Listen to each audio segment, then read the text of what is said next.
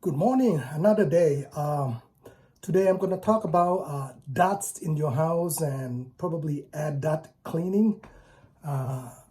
Really going to be sharing very valuable tips. Today I had an appointment with a technician to come in to check my air dust because we've been getting a lot of dust like this, my finger. Anyway, I'll show it to you. But anyway, so he went up the ceiling, the attic. That is my attic. So this is how you go up there. We have a second story home. So I spoke to him about the dust and all of that and show him, the dust, what it looks like. So he went up to my attic and he checked my ducts. Of course, there are some of them that have the paper cover.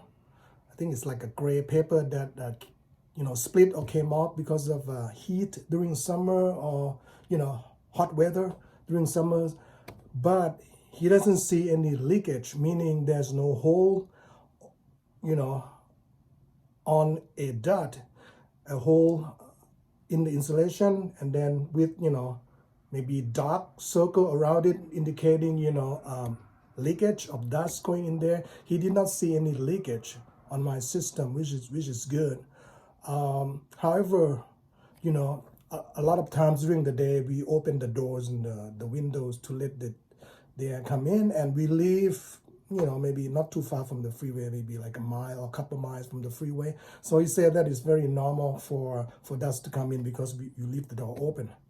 Okay. Now during our HVAC heater running at night, we close all the doors, of course, so it will not draw any dust coming in. Okay, so that what he's noticing is must be something external from the outside coming in.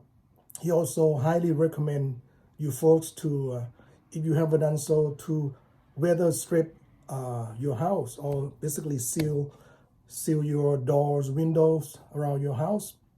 Even the on the floor, you might have the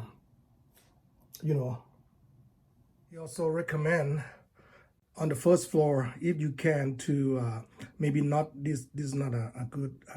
We have hardwood floor or laminate floor, to caulk all the way around to prevent any leakage and dust coming in, because over time dust can come in there. See, this is my window, as you can see, there's a lot of dust here. So actually, dust coming in from the window as well. So that's why you want to seal, or if needed, perhaps to replace. If you have old windows that have been here like 20 years, you might want to replace them with more energy efficient windows. So he gave me a couple quotes. We have 6 ducts upstairs and then 4 ducts downstairs. However, downstairs, since there is no access to the ducts, he cannot actually replace the ducts downstairs. He can only replace ducts in the attic, if that makes sense. So he gave me 2 quotes to clean the house, the ducts, and he also gonna seal the connections for the ducts in the attic. And then on the remaining ducts downstairs, gonna clean them because there's no access to seal them or whatnot. So he gave me 1 quote. I think that's like over $2,000, and then I'm in Los Angeles area. And then he gave me another quote to actually replace them, which is I think a little bit more. Anyway, he emailed me the numbers. And anyway, this is the first technician that I spoke to. I'll put the link of the company I use. I think it's called SoCal Air Quality or something like that. And they also do repair and services and installation as well. And the guy's pretty nice. His name is Ty. He's very nice, from Israel. Very nice, very knowledgeable. He's the lead technician. Anyway, even though you don't use them, you can ask them a lot of questions, to pinpoint your problems and what recommendations they might have. And that knowledge is very important. A lot of time, that's what I did, because you're not gonna hire everybody or that they come in. You're gonna pick them, but then you want to be educated of what's going on in your house first before you do anything, and then you do price comparison, and I would say just like job interview them. Ask them how they're gonna clean your house. In this case, they're gonna be using like brush with vacuum tip, that go in maybe like 50 feet versus the zero vacuum, if I say that right. And he said it doesn't do much, you know, the zero air vacuuming technology, I guess. But again, you guys might have different ideas, you know. So anyway, I'm still deciding. The good thing is that he doesn't think there's a leakage in the house. I can hire a technician to come in and do, you know, the leakage test, and will be probably $200-$300, you know, to do the test. I think it's called this technology or this test called hair. I'm not sure if sorry if I pronounce it incorrectly. So anyway, so I talked to a few people.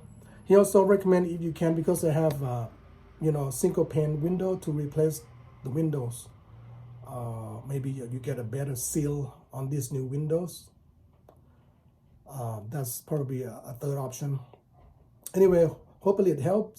So basically, make sure to seal your house or weather strip your house. If you cannot do it yourself, the caulking, which should be pretty easy to do, or you can hire a professional to do it. That we also save money on the utility on the gas and things like that, you know, and keep the dust out and make your home, you know, warmer during winter, things like that. And anyway, hope it's helpful, and we'll see you folks on the next video.